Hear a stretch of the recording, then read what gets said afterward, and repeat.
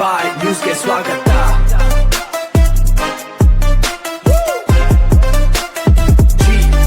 ನಮಸ್ಕಾರ. ಜಿ ಬಾಯ್ ನ್ಯೂಸ್ ಟಿವಿಯ ಈ ಹೊತ್ತಿನ ವಿಶೇಷ ಸುದ್ದಿ ಪ್ರಸಾರಕ್ಕೆ ನಿಮ್ಮೆಲ್ಲರಿಗೂ ಸ್ವಾಗತ. ಮುಖ್ಯಾಂಶ: ಯಗವಕೋಟೆ ಶಾಲೆಯಲ್ಲಿ ಉದ್ಯಮಿ ಗೌಡರ ನರಸಿಂಹಮೂರ್ತಿ ಅವರಿಂದ 1500 ನೋಟ್ಬುಕ್ ವಿತರಣೆ. ಚಿಂತಾಮಣಿ ಮತ್ತು ಶಿಡ್ಲಘಟ್ಟ ಕ್ಷೇತ್ರಾದ್ಯಂತ ಶೈಕ್ಷಣಿಕ, ಸಾಮಾಜಿಕ ಹಾಗೂ ಮೂಲಸೌಕರ್ಯ ರಂಗಗಳಲ್ಲಿ ಹೊಸ ಅಲೆಯನ್ನೇ ಸೃಷ್ಟಿಸಿರುವ ಪ್ರಮುಖ ಉದ್ಯಮಿ, ಸಮಾಜ ಸೇವಕ ಗೌಡರ ನರಸಿಂಹಮೂರ್ತಿ ಅವರು ಮತ್ತೊಮ್ಮೆ ತಮ್ಮ ಸಮಾಜಮುಖಿ ಕಳಕಳಿಯನ್ನು ಮೆರೆದಿದ್ದಾರೆ. ಚಿಂತಾಮಣಿ ತಾಲೂಕಿನ ಯಗವಕೋಟೆ ಪ್ರೌಢಶಾಲೆಯ ವಿದ್ಯಾರ್ಥಿಗಳಿಗೆ ಉಚಿತ ನೋಟ್ಬುಕ್ಗಳನ್ನು ವಿತರಿಸುವ ಮೂಲಕ ಶೈಕ್ಷಣಿಕ ಸೇವೆಗೆ ಮತ್ತಷ್ಟು ಬಲ ತುಂಬಿದ್ದಾರೆ. ಶಾಲಾ ಸಮಾರಂಭ ಹಾಗೂ ಉಚಿತ ಪುಸ್ತಕ ವಿತರಣೆ. ಯಗವಕೋಟೆ ಪ್ರೌಢಶಾಲೆಯ ಮುಖ್ಯೋಪಾಧ್ಯಾಯರಾದ ಎಂಎಸ್ ಶ್ರೀನಿವಾಸ್ ಅವರ ವಯೋನಿವೃತ್ತಿ ಬೀಳ್ಕೊಡುಗೆ ಸಮಾರಂಭದಲ್ಲಿ ಮೀನಾಕ್ಷಿ ಫೌಂಡೇಶನ್ ಟ್ರಸ್ಟ್ ವತಿಯಿಂದ ಮುಖ್ಯ ಅತಿಥಿಗಳಾಗಿ ಮಂಜುಳಾ ಗೌಡರ ನರಸಿಂಹಮೂರ್ತಿ ದಂಪತಿ ಭಾಗವಹಿಸಿದ್ದರು.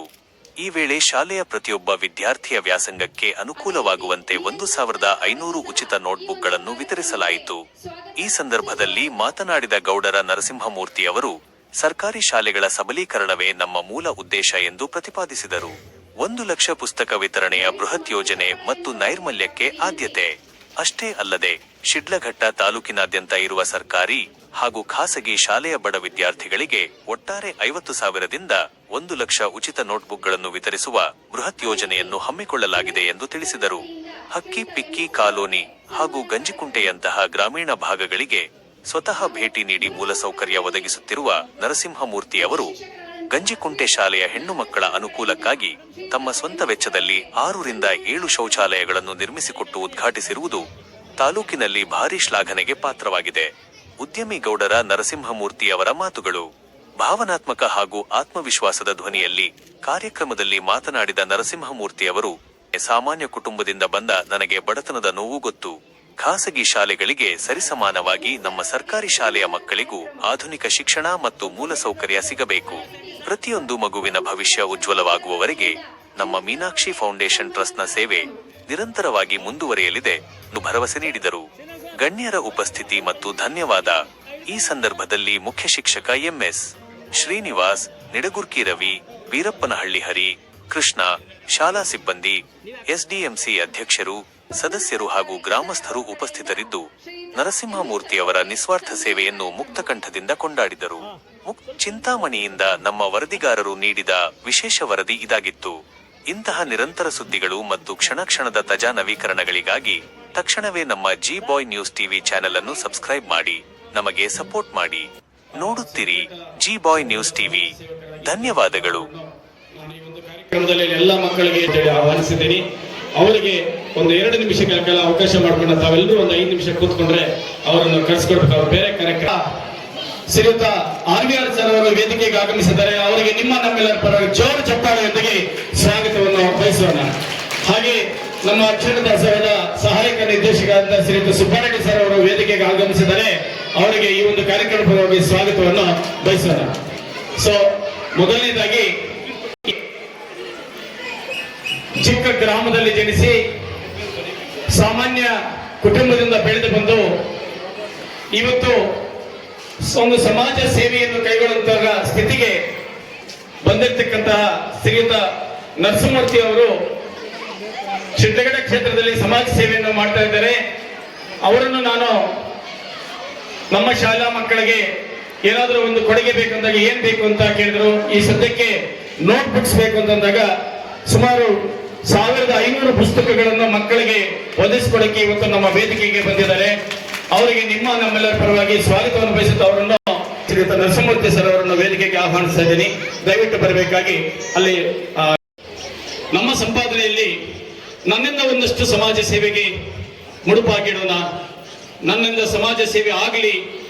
ಅದು ಬಡಮಕ್ಕಳು ಸರ್ಕಾರಿ ಶಾಲೆಗಳು ಓದ್ತಾ ಇರ್ತಕ್ಕಂಥ ಆ ಬಡಮಕ್ಕಳಿಗೆ ಸೇವೆಯನ್ನು ಸಲ್ಲಿಸಬೇಕು ಅಂತೇಳಿ ಪಣತೊಟ್ಟು ಧರ್ಮಪತ್ನಿ ಮಂಜುಳಾ ಮತ್ತು ನರಸಿಂಹಮೂರ್ತಿ ಅವರು, ಧರ್ಮಪತ್ನಿ ಮಂಜುಳಾ ಅವರು ನನ್ನ ಸ್ವಂತ ನಾದಿನಿ. ಅವರು ಸುಮಾರು ವರ್ಷಗಳಿಂದ ಶ್ರಮಪಟ್ಟು ಮೇಲೆ ಬಂದಿದ್ದಾರೆ. ಆ ಒಂದು ಶ್ರಮಪಟ್ಟು ಸಂಪಾದನೆ ಮಾಡಿರ್ತಕ್ಕಂಥದ್ದನ್ನು ಸಮಾಜ ಸೇವೆಗೆ ಇವತ್ತು ಮುಡುಪಾಗಿಟ್ಟಿದ್ದಾರೆ. ಆ ಸಮಾಜ ಸೇವೆಯಲ್ಲಿ ಇನ್ನೂ ಹೆಚ್ಚು ಸಮಾಜ ಸೇವೆ ಮಾಡಲಿ ಅಂತೇಳಿ ಈ ಸಂದರ್ಭದಲ್ಲಿ ಮಾತಾಡಿದಂತ ಅವರಿಗೆ ಧನ್ಯವಾದಗಳನ್ನು ಅರ್ಪಿಸ್ತಾ ಇದ್ದೀನಿ. ಸ್ವಲ್ಪ ಇದೆ ಸರ್.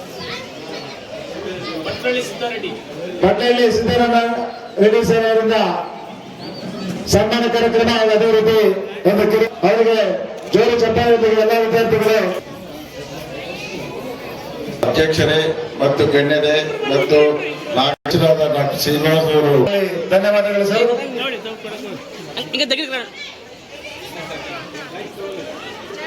ವಿದ್ಯಾರ್ಥಿಗಳು ಪುಸ್ತಕಗಳನ್ನು ಸ್ವೀಕರಿಸಿ ಅವರಿಂದ ಆಶೀರ್ವಾದ ಪಡೆಯಬೇಕಾಗಿ ವಿನಂತಿ.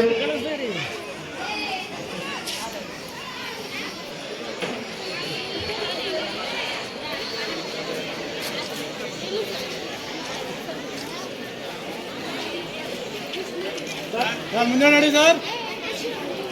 ಸರ್ ಇಲ್ಲಿ ಒಂದು ನಿಮಿಷ ಸರ್.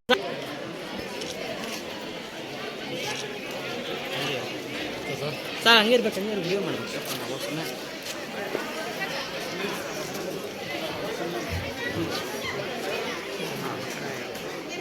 ಪುಸ್ತಕಗಳನ್ನು ವಿತರಿಸಿದಂತಹ ಮೀನಾಕ್ಷಿ ಪ್ರೊಡಕ್ಷನ್ ಟ್ರಸ್ಟ್ ಪ್ರಾಯೋಗಿಕ ಜಗತ್ತವರವರಿಗೆ ಹೃತ್ಪೂರ್ವಕ ಧನ್ಯವಾದ.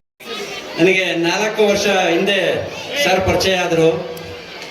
ಅವರು ಇದಕ್ಕಿಂತ ಮುಂಚೆ ಗೊಲ್ಲಹಳ್ಳಿಯಲ್ಲಿದ್ದರು. ಅಲ್ಲಿ ಒಂದ್ಸರಿ ನಮ್ಮ ಶಾಲೆಗೆ ವಿಸಿಟ್ ಮಾಡಿ ಅಂತ ಸರ್ ಹೇಳಿದರು.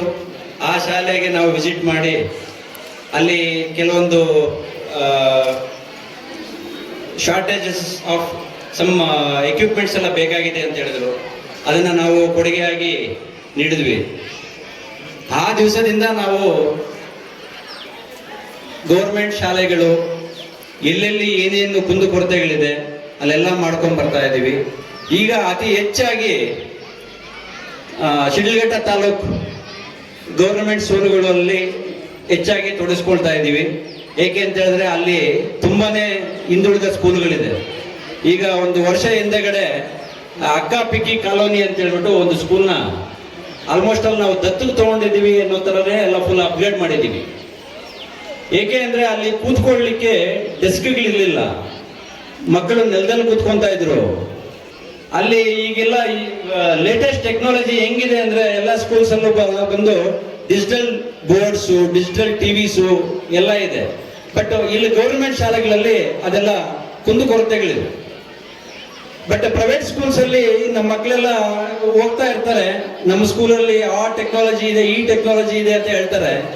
ಅದೇ ಇವರಿಗೆ ಮಾತ್ರ ಆ ಟೆಕ್ನಾಲಜಿ ಸಿಗ್ತಾ ಇಲ್ಲ. ಆ ಟೆಕ್ನಾಲಜೀಸ್ನ ನಾವು ಒದಗಿಸ್ಕೊಡ್ಬೇಕು ಅಂತ ಹೇಳ್ಬಿಟ್ಟು ನನ್ನ ಪ್ರಯತ್ನ ನಾವು ಮಾಡ್ತಾ ಇದ್ದೀವಿ. ಈಗ ಶಿಡ್ಲಘಟ್ಟ ತಾಲೂಕಲ್ಲಿ ಮೊದಲನೇ ಸ್ಕೂಲು ಅಕ್ಕಪಿಕ್ಕಿ ಕಾಲೋನಿ, ಮತ್ತೆ ಇಲ್ಲಿಂದ ತುಂಬಾ ಹತ್ರ ಆಗುತ್ತೆ ಗಂಜುಗುಂಟೆ ಅಂತ ಹೇಳ್ಬಿಟ್ಟು ಆ ಗಂಜುಗುಂಟೆ ಸ್ಕೂಲ್ಸ್ ಅಲ್ಲೂ ಅಪ್ಗ್ರೇಡ್ ಮಾಡಿದ್ದೀವಿ. ಒಂದು ಕಾರ್ಯಕ್ರಮಕ್ಕೆ ನಾನು ಕರೆದಿದ್ರು, ಅಲ್ಲಿ ಹೋದೆ. 80 ಜನ ಹೆಣ್ಮಕ್ಳಿದ್ದಾರೆ, ಒಂದು ವಾಶ್ರೂಮ್ ಇಲ್ಲ. ನಾನು ಅಲ್ಲಿ ನೋಡಿ ನನಗೆ ಒಂದು ಬಾಕಿ ಇತ್ತಷ್ಟೇ. 80 ಜನ ಹೆಣ್ಮಕ್ಳಿರೋ ಸ್ಕೂಲಲ್ಲಿ ಒಂದು ರೆಸ್ಟ್ ರೂಮ್ ಇಲ್ವಲ್ಲ. ಮತ್ತೆ ಎಲ್ಲಿದೆ? ನಮ್ಮ ಗೌರ್ಮೆಂಟ್ ಎಲ್ಲ ಮಾತಾಡ್ತಾ ಇದ್ದಾರೆ, ನಾವು ಟ್ರಿಲಿಯನ್ 5 ಟ್ರಿಲಿಯನ್ 10 ಟ್ರಿಲಿಯನ್ ಬಗ್ಗೆ ಮಾತಾಡ್ತಾ ಇದ್ದಾರೆ. ಇಲ್ಲಿ ನೋಡಿದ್ರೆ ಒಂದು ಗೌರ್ಮೆಂಟ್ ಶಾಲೆಗೆ ಒಂದು ವಾಶ್ರೂಮ್ ಇಲ್ವಲ್ಲ ಅಂತ ಹೇಳ್ಬಿಟ್ಟು ನಮ್ಮ ಟೀಮ್ಗೆ ಇನ್ಸ್ಟ್ರಕ್ಷನ್ ಕೊಟ್ಟೆ. ನನಗೆ 2 ತಿಂಗಳಲ್ಲಿ ಇಲ್ಲಿ 6 ರಿಂದ 7 ಬಾತ್ರೂಮ್ ಇಮಿಡಿಯೇಟ್ ಆಗಿ ಕಟ್ಕೊಡ್ಬೇಕು ಅಂತ. ಅದನ್ನ ಒಂದು 2 ತಿಂಗಳ ಹಿಂದೆಗಡೆ ನಾವು ಉದ್ಘಾಟನೆ ಮಾಡಿದ್ವಿ. ಎಲ್ಲೆಲ್ಲಿ ನಮಗೆ ಕುಂದುಕೊರತೆಗಳು ಕಾಣಿಸುತ್ತೆ ಅಲ್ಲೆಲ್ಲ ಹೋಗಿ ನಾವು ಗೌರ್ಮೆಂಟ್ ಶಾಲೆಗಳನ್ನ ಉಳಿಸುವಂತ ಕಾರ್ಯಕ್ರಮ ಮಾಡ್ತಾ ಇದ್ದೀವಿ. ಅದಕ್ಕೆ ನಮ್ಮ ಸರ್ ಬಂದು ಈಗ ನಿವೃತ್ತಿ ಆಗ್ತಾ ಇದ್ದಾರೆ. ಅದೇ ಟೈಮಲ್ಲಿ ಈಗ ನಮಗೆ ಅವಕಾಶ ಕೊಟ್ಟಿದ್ದಾರೆ. ಈ ಸ್ಕೂಲಲ್ಲಿ ನಮಗೆ ಸ್ವಲ್ಪ ನೋಟ್ ಬುಕ್ಸ್ ಎಲ್ಲ ಶಾರ್ಟೇಜ್ ಇದೆ ಮಕ್ಕಳಿಗೆ ಅಂತ ಹೇಳ್ಬಿಟ್ಟು, ಅದಕ್ಕೆ ನಾವು ಸುಮಾರು ಒಂದು 1500 ಬುಕ್ಸ್ ಈಗ ಕೊಡ್ಲಿಕ್ಕೆ ವ್ಯವಸ್ಥೆ ಮಾಡಿದ್ದೀವಿ.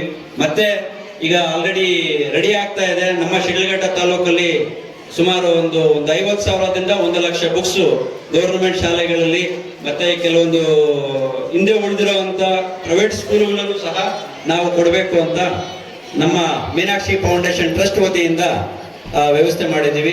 ತುಂಬಾ ಧನ್ಯವಾದಗಳು ಎಲ್ಲಾ ವೇದಿಕೆ ಮೇಲೆ ಇರುವಂತಹ ಗಣ್ಯರಿಗೂ ಮತ್ತೆ ಇಲ್ಲಿ ನೆರೆದಿರುವಂತಹ ನನ್ನ ಅಣ್ಣ ತಮ್ಮಂದಿರು, ಅಕ್ಕ ತಂಗಿರು, ಮಕ್ಕಳಿಗೆ ನನ್ನ ಧನ್ಯವಾದಗಳು. ಜೈ ಹಿಂದ್, ಜೈ ಕರ್ನಾಟಕ. 30-35 ವರ್ಷ ಸರ್ವಿಸ್ ಕೊಟ್ಟಿದ್ದಾರೆ ನಿಮ್ಗೆಲ್ಲರೂ. ನೀವು ಎಷ್ಟೋ ಪುಣ್ಯವಂತರು ಅಂತ ಹೇಳ್ಬೇಕು. ಯಾಕಂದ್ರೆ ಇಲ್ಲಿ ತುಂಬಾ ಅಭಿವೃದ್ಧಿ ಕೆಲಸಗಳನ್ನು ಮಾಡಿದ್ದಾರೆ ಅವರು ಅಂತ ಗೊತ್ತಾಯ್ತು. ಅದೇ ರೀತಿ ಅವರು ಮುಂಚೆ ಇದ್ದಂತ ಸ್ಕೂಲ್ಗಳಲ್ಲೂ ಸಹ ಇದೇ ತರ ಕೆಲಸ ಮಾಡಿ ಒಳ್ಳೆಯ ಅಭಿವೃದ್ಧಿ ಕೆಲಸಗಳನ್ನ ಸಾಧಿಸಿದ್ದಾರೆ. ಇನ್ನು ಮುಂದೆ ಪಾಪ ಅವರು ಈ ತರ ಸರ್ವಿಸ್ ಮಾಡ್ಲಿಕ್ಕೆ ಇದೇ ಫೀಲ್ಡ್ ಅಲ್ಲಿ ಕಷ್ಟ ಅವರು ಬರೀ ಶಿಕ್ಷಣ ಇದು ವಯೋಮಿತಿಯಿಂದ ಶಿಕ್ಷಣ ಇದಕ್ಕೆ ಮಾತ್ರ ನಿವೃತ್ತಿ ಹೊಂದ್ತಾ ಇದ್ದಾರೆ. ಆದ್ರೆ ಸದಾ ಒಳ್ಳೆಯ ಕೆಲಸಗಳನ್ನು ಮಾಡ್ಲಿಕ್ಕಲ್ಲ, ಅವ್ರು ಎಲ್ಲೇ ಇದ್ರು ಸಹ ಸಮಾಜಮುಖಿ ಕೆಲಸಗಳನ್ನು ಮಾಡ್ತಾರೆ ಅಂತ ನಾನು ನಂಬ್ತಾ ಇದ್ದೀನಿ. ಅದೇ ರೀತಿ ನಮ್ಮ ಕಡೆಯಿಂದ ಎಲ್ಲ ಬೆಂಬಲನೂ ಸರಿಗೆ ಇರುತ್ತೆ. ಅವರು ನಿವೃತ್ತಿ ಹೊಂದಿದ್ರು ಸಹ ಅವರು ನಿಮಗೆ ಯಾವ್ದಾದ್ರು ಸಹಾಯ ಮತ್ತೆ ಕೆಲಸ ಬೇಕು ಅಂದ್ರೆ ಮಾಡ್ಕೊಡ್ತಾರೆ. ಇಷ್ಟೊಂದು ನಿಮಗೆ ಎಲ್ಲ ವ್ಯವಸ್ಥೆಯನ್ನು ಮಾಡಿಕೊಟ್ಟಂತಹ ಮುಖ್ಯ ಶಿಕ್ಷಕರಾದಂತಹ ಶ್ರೀನಿವಾಸ್ ಸರ್ ಅವರಿಗೆ ನಾವು ಧನ್ಯವಾದಗಳನ್ನು